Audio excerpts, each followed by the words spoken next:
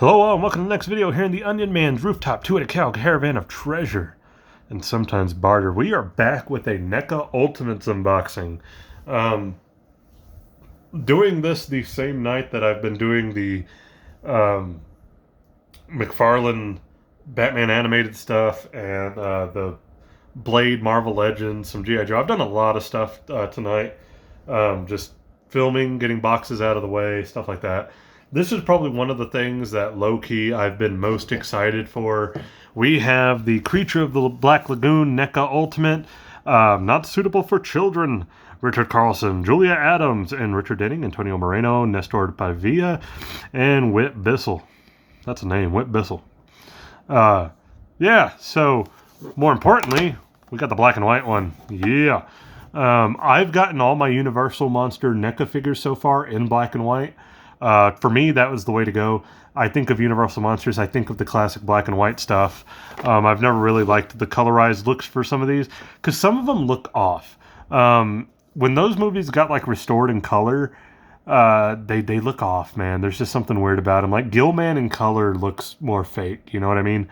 But I'm excited for this. Gilman is my second favorite Universal Monster. Wolfman is number one, then it's Gilman. So yeah, super excited. He looks great. The only one we're missing so far, I believe, is Invisible Man, right? I think he's the last of the mainline Universal Monsters we need in black and white. They did the colorized one, but they have not said anything about a black and white Invisible Man. We better get one, because it would suck to have all of them except one in black and white. That would be shitty, man. But excited for this, so let's get them open. You got that kind of classic window boxing. I call him Gilman. I know there's people who say he's just the creature. I still say Gilman. I don't know why. I like the name Gilman. You got the logo, the classic logo here. So window box looks nice. Does he come with like the skeleton hand? I don't think he does. That'd have been cool. Hey, is that it over there? I can't tell. All right, let's get him open. Move this bag a little bit. There we go. Nope, there we go. I love the kind of, when you think about it, the sort of random technical achievement that the Creature of the Black Lagoon movie kind of is. You had to create a suit that a dude could swim underwater with like that. And I know they got a professional swimmer, right? That was like the whole thing to play the creature. And it works so well. I think that's why. It's just a well-made film. Like, if you look at the Universal Monster stuff, a lot of it's very campy, a lot of it's very over-the-top, and that's what it is, right? It's the performances of these monsters. It's Karloff as Frankenstein, and Lugosi as Dracula, and Chaney Jr. as the Wolfman. And then there's, like, a subtlety to the creature, to the Gilman, where, yes, he's played by a man, but you don't really know who that is. I mean, I know nowadays we know, but, like, there's nothing to distinguish him, like, oh, that's Boris Karloff. Oh, that's Lugosi. Oh, that's Chaney. No, it's just the creature is the creature. Like, he's in such a heavy costume, you know? And I think that's kind of enduring and has helped the creature last so long in the public eye, in my opinion. The inside of the box is really cool. I'm not going to lie. I'm not going to take it out, but I'll show you through the window here. I just tore it. Oh, that's fantastic. It's like underwater with air bubbles and stuff in black and white. Looks really nice. You can even see like a ray of sunshine going through it. I don't keep backgrounds like that, but for figure photography, it's a great idea. There is a lot of stuff in here. Let's get it all out.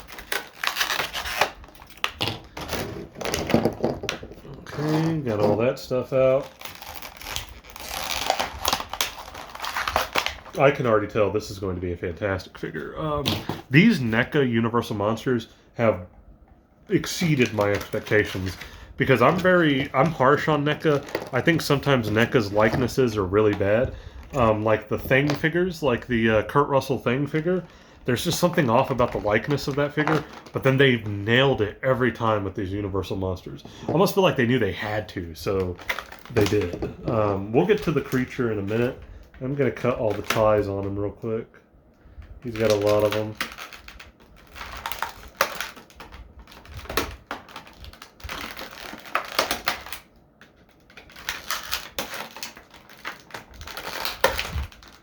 All right, and we'll come back to him. Let's go through the accessories. He's got a ton of alternate hands. He comes equipped with some like open webbed swimming hands, and then he also comes with these kind of outstretched webbed hands. And like if you just look at like the detail, like every individual scale and bump and line on the fins, the webbing, to down to the claws, it is. He's even got like the suction cups on the bottom of the hands. That's such a nice touch. Which also, funny enough, helped the actor actually grab stuff in the suit. It was kind of double design there. Yeah, they look amazing. He's got those. Looks like we got some more like finger bent hands. A little redundant in my opinion, but glad to have them.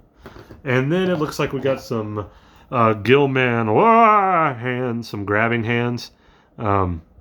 Nice, I like them. There's just so much detail on those.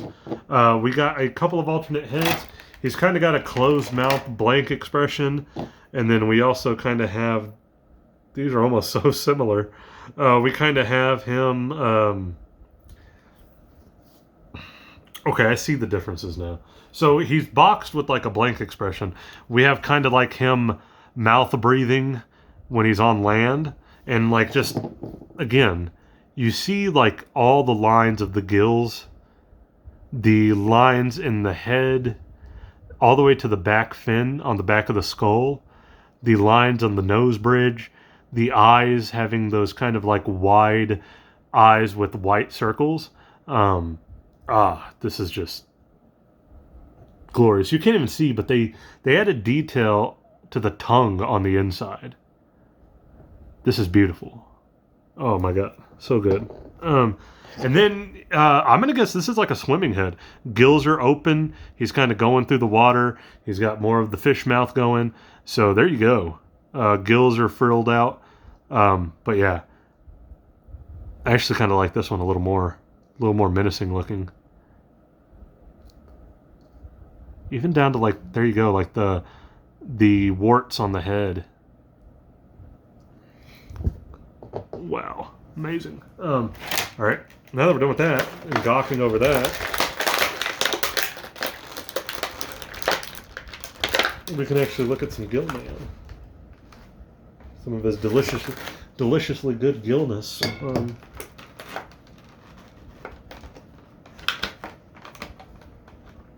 Okay. There's one twist tie I apparently missed. Throw that down. Woo! Woo!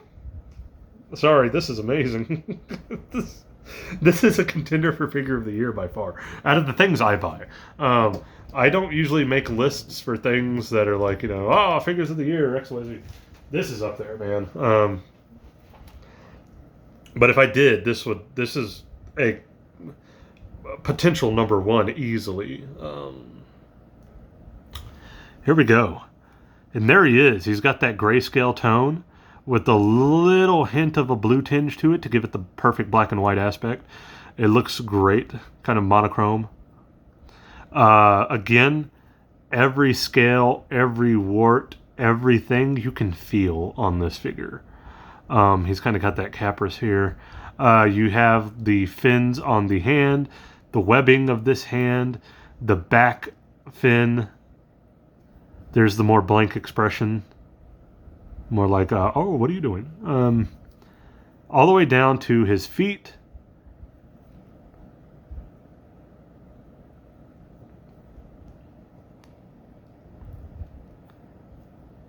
I'm just like in awe of this. Even the bottoms.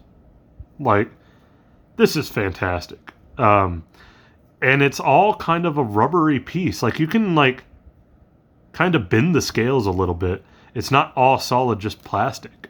It's almost like it's a rubber. Almost like a suit. Like the rubber suit itself, probably. But yeah, you can feel like the bendability of it's like that. Like every little wart, every little scale, every little piece of it, you can feel, and that is amazing. Yeah, Gilman creature was my most worried figure in this whole lineup. I just felt like there's a lot of ways you could have messed this up, but they nailed it. They absolutely nailed it. He has a bit of a torso swivel. He's a little stiff, like most of the Universal monsters. Not a lot going on the waist. He's got full thigh swivel. Obviously, a little bit of knee joint, ankle pivot. There's a lot to like here. No butterfly joints, but pretty standard there. He does have forearm swivel. Nice. I guess last big question for us here: can he stand? Yes, he can. The Universal Monster line has been really good about like their articulation and weight as opposed to standing. I haven't had any problems like standing up any of these figures. They've been great. And NECA is one of those companies that sometimes does really bad on like ankle joints for some reason. That always catches them up. And they did great here. And they've done great with all their Universal Monster stuff. Whoever is in charge of NECA's Universal Monster line, kudos to you because you've done a great job with it. There are other lines and other toys that NECA does as Ultimates that I've had a lot of issues with, like the McCready toys from The Thing. A couple of like the random ones, like some of the Nightmare on Elm Street ones. Mostly are good, but there's been a few of them that just like, why did you make this choice? Same thing with like some of their Michael Myers stuff. Again, sometimes good, sometimes bad. Their Jason figures, sometimes good, sometimes bad. Most of their Evil Dead figures have been great. Those different Ash figures we've gotten, I'll give credit where credit's due. Most of those have been really good. But I can say like a line for them so far that has had like a near perfect run is their Universal Monster line. So whoever is in charge of the Universal Monster figures at NECA, good for you. All I ask is hurry up and give us a black and white Invisible Man, and I'll be good to go. There's some other things I would love, but first and foremost, we need black and white Invisible Man to complete the black and white set of like that original 5 or 6 monsters. Frankenstein, Dracula, Wolfman, Mummy, Creature, Invisible Man. Those are my 6. I know there's people who say Bride of Frankenstein is there. I've never been a big fan of Bride of Frankenstein, so I didn't get her. And if I always want to, I guess I could go back and get her. But to me, those are the 6. And then, this is just me, I would love 3 monsters from the silent film era. Black and white Phantom of the Opera, which I think we are supposed to be getting. And then Nosferatu, which also I think we are getting. And then a black and white version of the Chaney Sr. Hunchback of Notre Dame. Those 3 I would want. Nosferatu, Chaney Sr., Phantom of the Opera, and Chaney Sr. Hunchback of Notre Dame. So there's 4 figures I still need from you, NECA. Black and white Invisible Man, black and white Phantom of the Opera, black and white Nosferatu, black and white Hunchback of Notre Dame. Give me those 4 and we're good. Diamond Select made all of those years ago. And it would suck to have to go back and get a black and white Invisible Man from Diamond Select to go with these, because these are so good. So yes, please just give me an Invisible Man first, and then we can talk about the other ones later. It's no big deal, but I need that Invisible Man in black and white. So there you go. Yeah, big thumbs up. If I were just picking out of all the stuff I've unboxed over this past year, some of it is overflow from 2022. But if I were just looking at 2023 figures that I have unboxed so far, I know there's some that are still in the mail. They're not here yet, but this is up there. Well up there. The only thing I can think of that kind of compares to these NECA Universal Monster figures might be some of like the Super 7 Ninja Turtle stuff, in terms of like just a perfect representation of what it's supposed to be. Yeah, massive thumbs up for this. One of my favorite figures of this year. If I think hard enough about it, it probably might be the #1 figure I've unboxed this year. This is just perfect. But yeah, thank you. If you liked the video, please leave a like, comment, subscribe. You do not have to if you do not want to, but I appreciate anybody who does. NECA, hurry up and give us that black and white Invisible Man, and I will catch you guys in the next video.